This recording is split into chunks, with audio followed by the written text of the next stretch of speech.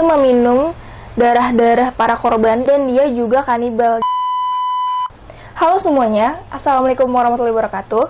Jadi di sini aku akan ngebahas cerita tentang sebuah misteri, nggak misteri sih sebenarnya, sebuah serial killer, anjay, pembunuhan yang dilakukan di Rusia pada tahun 1730. Saking kejamnya pembunuhan yang ia lakukan, sampai-sampai di Rusia ini bikin serial TV-nya guys, yang bernama Bloody Lady.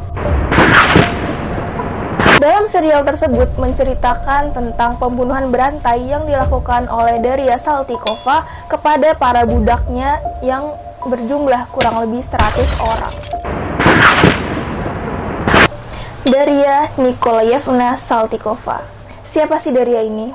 Daria lahir pada tanggal 11 Maret 1730 dalam keluarga bangsawan berpilar Nikolai Ivanov. Kakek Daria adalah seorang negarawan terkemuka di Moskow pada zaman Peter Agung dan meninggalkan warisan kekayaan kepada keturunannya. Di masa mudanya, Daria dikenal sebagai seorang gadis dari kalangan bangsawan yang cantik dan jadi dia tuh suka berdoa gitulah ya. Dan pada usianya yang ke-20 tahun, Daria menikahi seorang laki-laki bangsawan juga bernama Gleb. Oke, namanya panjang banget, ntar bakal gue tulis aja. Ya biasa lah ya, namanya juga misalnya keluarga bangsawan, ketemu sama keluarga bangsawan dinikahkan supaya kekayaan mereka tuh meningkat gitu guys. Namun setelah 6 tahun pernikahan mereka, nggak tahu kenapa tiba-tiba suaminya meninggal. Ia ditinggalkan sebagai janda kaya raya muda di pusat kota Moskow. Jadi pada usianya yang ke-26 tahun, dia memiliki 2 orang putra dan menjadi pemilik tunggal 600 petani atau yang saat itu disebutnya sebagai budak dengan selusin perkebunan di pinggiran kota Moskow. So, kapan si Daria ini mulai rada-rada gila ya otaknya? Jadi, dia tuh gila. Dia tuh mulai berpikir sadis kayak gitu tuh katanya 6 bulan setelah suaminya meninggal. Tapi ternyata dia itu udah mikirin ini tepat setelah suaminya meninggal, yaitu pada tahun 1756. Selama 7 tahun, Daria membunuh setidaknya 139 petaninya atau budaknya yang sebagian pembunuhannya dilakukan di desa Troitsky dekat Moskow. Dan kebanyakan korban ini merupakan wanita dan gadis muda. Keluhan pertamanya datang pada tahun 1757. Menurut para budaknya, dia sering mencambuk budak-budaknya ini sampai mati. Bahkan kalau misalnya dia capek ngencambukan ya, dia tuh bakal ngasih kayak ke pembantu-pembantunya gitu buat nyambukin tuh budak sampai mati. Gila, sadis banget anjir nih. Yaudah sih kalau misalnya mau jahat sendiri aja anjir, nggak usah bawa orang lain. Dan alasan kenapa dia membunuh budak-budak ini atau menghukumnya karena misalnya dia salah nyuci atau salah ngepel doang guys. Sumpah jahat banget kan. Pertamanya itu, hukuman itu dia berlakukan kepada seorang wanita yang dia itu menjatuhkan barang punya si Daria ini. Terus dia kesel lah tuh kan. Terus dicambuknya lah tuh si budak ini kan. Mulai dari situ dia tuh sering banget ngelakuin itu ke budak-budak yang lain. Dan setiap tahunnya dia makin kejam. Parah banget nih orang, sumpah. Psikopat. Pemukulan sederhana dan pembunuhan yang dilakukannya tidak memuaskan dia lagi. Sampai akhirnya dia tuh bikin-bikin cara yang semakin kreatif dalam membunuh.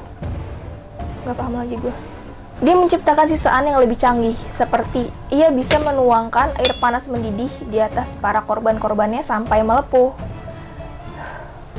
Dia juga membakar rambut korbannya sampai botak, merobek telinga dan lubang hidungnya dengan penjepit panas, memotong alat kelamin pria dan wanita, melemparkan bayi, sumpah ini bayi cuy, bayi kecil ke dalam kettle dengan air panas yang mendidih.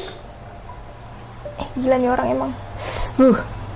Dan membekukan korban-korbannya sampai mati pada saat musim dingin. Jadi dia tuh kayak, ini korban-korban kelaparan kan, diikat tuh di luar di udara yang dingin, ditelanjangin, nggak pakai baju. Oh my god, bugil. Astagfirullah. Nggak dipakein baju, ditaruh di luar kedinginan sampai mati. Atau dia tuh juga masukin korban-korbannya ke dalam kayak kolam di saat musim dingin. Jadi kan mereka beku kan karena dingin sampai mati. Jahat banget kan. Dia punya misi khusus gitu, setiap gadis yang mau nikah, mempersiapkan pernikahannya tuh pasti disiksa dan dibunuh sama dia. Jahat banget ya.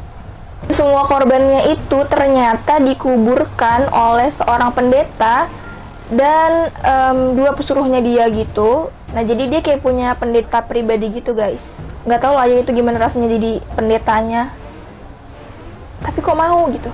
Ya udahlah ya, namanya juga mungkin dia bangsawan kan, kaya, jadi niat nurut-nurut aja gitu. Kenapa dia bisa melakukan semua kekejaman ini? Ternyata menurut psikiatri modern, dia menderita psikopati epileptoid. Jadi ya psikopat gitulah ya, atau gangguan mental di mana seseorang sering mengalami gangguan sadisme dan agresi yang tidak termotivasi. Gimana sih caranya dia bisa bertahan selama 7 tahun tanpa dihukum ya kan? Sedangkan tuh korbannya udah banyak banget dan pasti udah banyak juga yang ngelaporin dia ke pemerintah di sana. Sebenarnya emang para budak itu udah pada melaporkan kasus ini. Cuman karena dia seorang bangsawan yang pada masa itu tuh susah banget guys nangkep seorang bangsawan yang kayak istilahnya tuh dulu mulia banget gitu. Kalau misalnya nuduh dia tuh nggak bisa sembarangan, dan bisa-bisa bangsawan-bangsawan lainnya tuh jadi ikutan kayak panas terus ngebela nih bangsawan.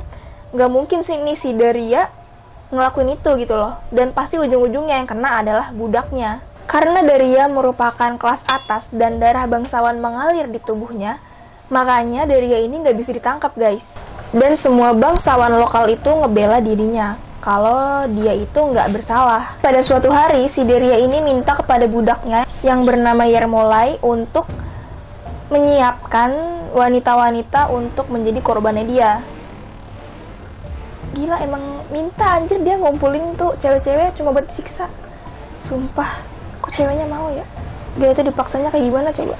Dan dia itu benar-benar nyiksa 3 cewek ini yang udah dikumpulin sampai mati. 3 cewek ini merupakan seorang istri.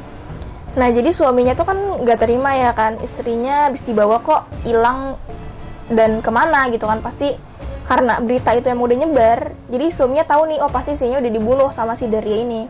Nah salah dua dari suami yang istrinya dibunuh ini, paham nggak? Jadi ya udah suami dari istri-istri yang dibunuh ini itu mereka berhasil lolos dari Daria. Karena biasanya tuh pasti bakal diasingin gitu guys, dan atau dibunuh juga. Dia berhasil lolos dan berhasil melaporkan kasus ini kepada Catherine II pada 1762, pada saat Catherine II ini baru aja naik tahta. Kemudian ia memutuskan untuk mempertimbangkan kasus ini sebagai tanda era baru legalitas dan menunjukkan kepada seluruh bangsawan Moskow keberadaan pihak berwenang untuk memerangi pelanggaran lokal. Sampai pada akhirnya Catherine II mengajukan pengaduan tersebut kepada perguruan tinggi kehakiman Moskow dan memaksa untuk membuka kasus pidana tersebut. Kemudian investigasi dilakukan selama 6 tahun. Gila lama banget gak sih 6 tahun? Lu bayangin deh, itu dia udah ngelakuin selama 7 tahun, terus investigasi selama 6 tahun. Emang dia nggak bakalan ngelakuin hal yang sama?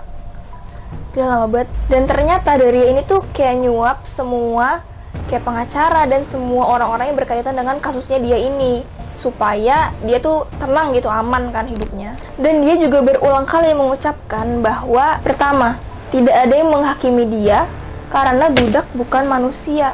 Dan kedua, itu tidak mungkin karena dia merupakan seorang bangsawan. Sumpah, ya Allah sabar banget ya kalau hidup di zaman dulu. Bangsawan tuh kayak bisa ngapain aja. Kesal gue jadinya, astagfirullah, sabar ya Allah, sabar.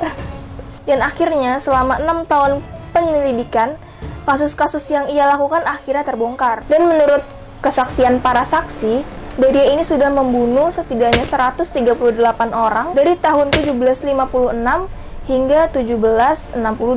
Tetapi ternyata penyelidikan hanya mendapatkan 38 kasus pembunuhan. Dan rumor paling seremnya itu ternyata dia itu meminum darah-darah para korban ini yang wanita-wanita muda, dan dia juga kanibal. Jadi dia tuh makanin daging-daging orang-orang yang udah dia bunuh. So ini lebih jahat gak sih dari si Elizabeth Bathory itu? Kalau Elizabeth kan nggak cuman sih, ya dia ngebunuh terus darahnya tuh buat mandi. Ini tuh sampai udah dibunuh, disiksa, terus darahnya diminum, dagingnya dimakan. Parah banget. Dan ini seharusnya bisa menjelaskan fakta bahwa banyak banget korban-korban yang gak ditemuin pada saat penyelidikan itu. Setelah memeriksa semua keadaan dari kasus ini, akhirnya pengadilan menyatakan bahwa Daria ini wajib dihukum dengan hukuman mati. Namun karena balik lagi dia itu seorang bangsawan dan dia punya banyak kolega di kepemerintahan seperti gubernur Moskow, jadi tuh mereka mengusahakan supaya Daria nggak dihukum mati. Tapi keputusan dari Catherine II itu tetap pada pendiriannya bahwa dia harus dihukum mati. Dengan dekretnya, ia menyebutkan bahwa wanita ini merupakan monster dengan sebutan Muschina. Karena dia tuh punya banyak banget kolega ya kan. Jadi tuh buat ngehukum dia tuh susah banget. Sampai Catherine II aja ini yang berkuasa pada saat itu tuh nggak bisa seenaknya ngehukum dia karena backingan dia tuh banyak. Dia tuh sampai nulis beberapa surat yang kayak nggak sampai gitu loh ke pengadilan, sampai akhirnya ada 4 surat atau dekretnya dia yang berhasil diselamatkan. Dalam informasi terakhir, Daria ini dicabut dari jabatan bangsawannya dan dijatuhi hukuman seumur hidup di bawah penjara bawah tanah tanpa adanya komunikasi dengan manusia dan cahaya. Proses pembawaan ia ke tempat tahanannya itu dari Daria ini dilakukan di atas perancah dengan dia tuh diikat pakai rantai besi ke sebuah tempat penyimpanan dan kemudian dibacakan titah bahwa dia dihukum. Dan sebelum itu pendeta sama budak yang ngebantuin dia buat ngebunuh-bunuhin dan nguburin korban-korban ini juga disiksa dengan hukuman cambuk oleh Algojo. Kemudian ia dimasukkan ke kereta hitam dan dibawa ke biara Yohanes. Nah, di sini merupakan tempat ia dipenjara, guys. Dan di dalam ruangannya itu nggak ada cahaya sama sekali, nggak ada yang jaga, dan dia tuh dikasih lampu atau cahaya cuman pas dia makan aja. Dan dalam catatannya, dia tuh nggak pernah sama sekali ngerasa bersalah atas apa yang udah dia buat, dan dia nggak pernah bertobat, baik selama penyelidikan maupun selama ia di penjara. Dan di wajahnya justru mukanya itu menunjukkan bahwa dia menang. Sumpah ini psikopat level dewa anjir.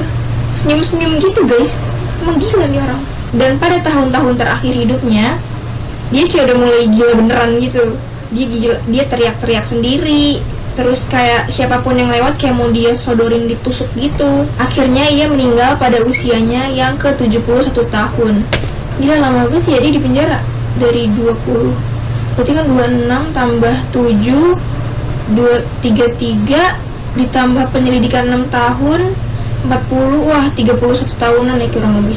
Lama juga. Dan ia dimakamkan di pemakaman Biara Donskoy di samping kerabatnya. Selama beberapa dekade, nama Daria diucapkan dengan gemetaran oleh seluruh warga di Moskow, termasuk permaisuri Catherine II. Dan dalam suratnya pun ia berulang kali menghindari penyebutan namanya dengan sebutan monster ini. Gue speechless banget sih sama ceritanya ini.